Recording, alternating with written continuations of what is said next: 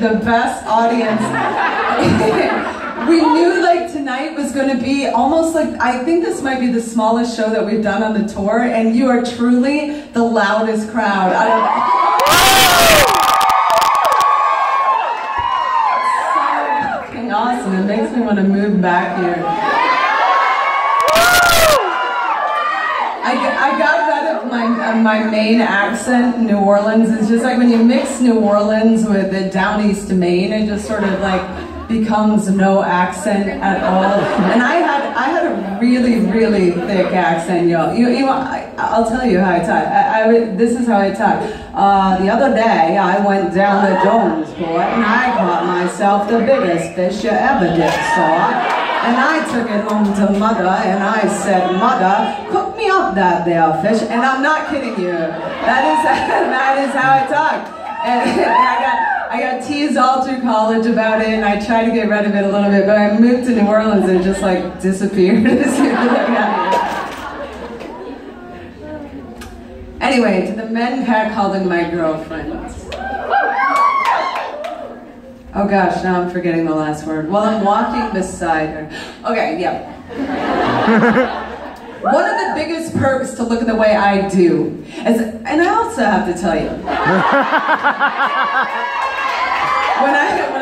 when I put this poem in my last book, the one that, not the one that just came out, but my publisher was just really trying to get me to get rid of the beginning of this because he was insisting it doesn't make sense. Like, people are not going to understand what you're saying. And I just kept saying, no, they really truly are.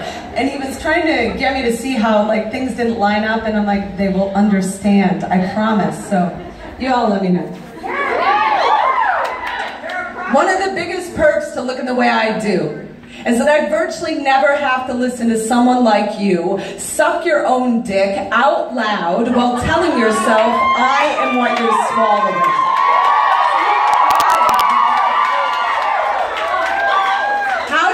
No, fail is what you do. Every time you think you can ace manhood with the thesis of, let me get a look at that ass baby doll. Congratulations on being another dude who got his cat calls at Toys R Us, you unoriginal hand-me-down of mediocrity, you mosquito, biting your own balls in the swamp of your mother's regret.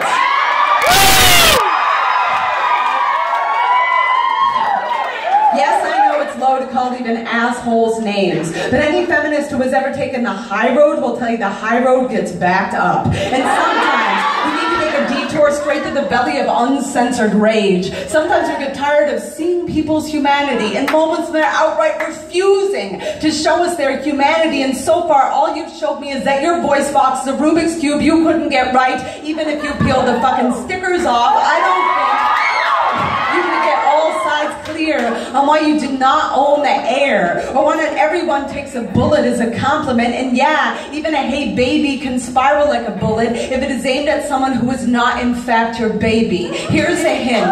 If women have to play dead to walk by your doorstep, you might want to do some work on why that turns you on. You might want to do some work on why a flinch and startle makes you think you are in charge more than it makes you realize your own power outage. This world is dark with men blowing themselves out. Men bearing their own spines and the weight of what they think is theirs to take, to own, to muzzle, to drag to the ditch. Men who don't get what they want and shout the word bitch across the street like they're 2 years old throwing a tantrum with their baby diapers on, like they think their dick is a golden ticket to the Willy Wonka factory. And they can't imagine anyone would have an intolerance to, hey, sugar, so they call you a slut or a whore or a dyke. Way to go, the last one right. Somebody get him a tote bag. Somebody get some construction paper and make him a certificate. Somebody get him something quick before he feels inadequate all over a Santa Barbara sorority house, before he lines up women like pretty glass bottles and starts shooting off more than his mouth. Seriously, if you think you are any different than a boy who would write a manifesto to do everything in his power to destroy everything he cannot have, then prove it by being the kind of man who isn't killing time watching his own dignity play dead, whose heartbeat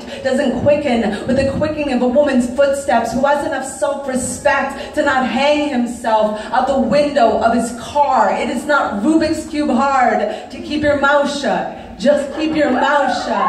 You can